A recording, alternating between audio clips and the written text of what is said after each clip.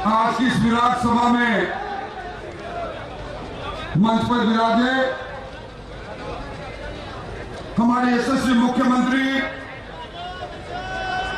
जिन्होंने अल्पकाल के अंदर राजस्थान के आवाम को बता दिया कि जब संकल्प में शक्ति होती है तो प्रदेश में बदलाव की बयार कैसे आती है। ऐसे सम्मान्य भजनलाल जी, भारतीय जनता पार्टी के विशाल परिवार, जिसके साथ 86 लाख लोग पंचनिष्ठाओं से जुड़े हैं, उस परिवार की अगुवाई करने वाले हमारे मुखिया, जिनके नामांकन में हम सब लोग उपस्थित हुए हैं, इस बार हैट्रिक बनाने जा रहे हैं। आदरणीय सीपी जोशी साहब मंच पर विराजे, भारतीय जनता पार्टी के मंत्रिमंडल के सम्मान्य सदस्यगण, विधायकगण, इस पार्टी की रीढ़ की हड्डी के रूप में काम करने वाले संगठन के कार्यकर्ता बंधुओं और चित्तौड़ की इस वीर प्रसिद्ध भूमि पर मेरे सामने विराजित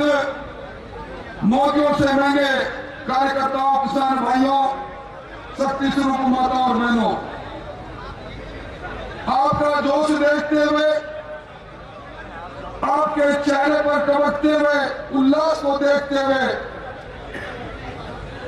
मैं अपने अनुभव से कह सकता हूं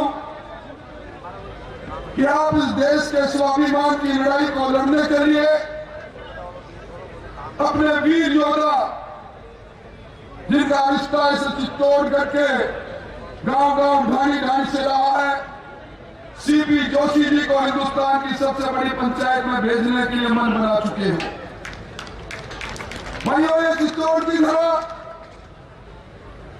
ये सम्मान की धरा है, हिराना की शक्ति की धरा है, ये मीरा की भक्ति की धरा है, पन्ना ढाई के बलिदान की धरा है। यहां स्वाभिमान का संघर्ष इतिहास के पन्नों में लिखा है। ये चुनाव भी इस देश के स्वाभिमान का चुनाव है। इन 10 वर्षों में हिंदुस्तान की चमक और धमक को हमने दुनिया में बढ़ते देखा है, तकदीर और तस्वीर को बदलते देखा है, गरीब के कल्याण को होता देखा है, 25 करोड़ लोगों को गरीबी की रेखा के ऊपर आते देखा है, 70 करोड़ लोगों के जीवन में परिवर्तन होते देखा है, और इसे राजस्थान को बदलते हुए मोदी जी की डबल इंजन की सरकार में देखा है। मुझे मालूम है नामांकन का मुहूर्त है, पर मैं एक बात कह सकता हूं, सीपी जोशी जी आप बड़े लक्की है, आपका पग फेरा बड़ा लक्की है। राजस्थान में आपने जंगल राज को समाप्त कर दिया, और जब आप लक्की हो, मुझे लगता है मुझे कह देना चाहिए कि सीपी भाई लक्की है, लाल बत्ती पक्की है। तो ऐसे सीपी भाई के लिए आप सब लोग आए हैं। मैं कार्यकर्ताओं को एक बात कहना चाहूंगा, सीपी जोशी को राजस्थान पुकार रहा है। मैं भी बैठे बैठे आमंत्रण कर रहा था, 5 तारीख को चूरू में दुनिया के लोकप्रिय नेता नरेंद्र मोदी जी आए, आपको आना है। मुझे कह रहे थे कि मैंने लोगों के बीच में कभी जा नहीं पाया। मैं उनको कह रहा था कि एक एक बच्चा, एक एक बहन लोग सामने बैठी है, ये सीपी जोशी बनकर अलग दिलाने के लिए बैठी है, और 400 पार सीटें लाकर इस हिंदुस्तान के अंदर एक बार फिर मोदी सरकार इस बुनियाद को रखने के लिए बैठी है। भाई, कांग्रेस की भगदड़ आपने देखी, आपके पड़ोस में टिकट कांग्रेस ने दिया। पहले टिकट के लिए लोग लाइन लगाते थे, अब कांग्रेस में टिकट छोड़ने के लिए लाइन लगी है। राजसमंद के अंदर सुदर्शन सिंह जी ने कहा, मुझे टिकट क्यों दिया, मुझे मैदान में उतरना नहीं, टिकट अपनी वापस ले लो। जयपुर राजधानी के अंदर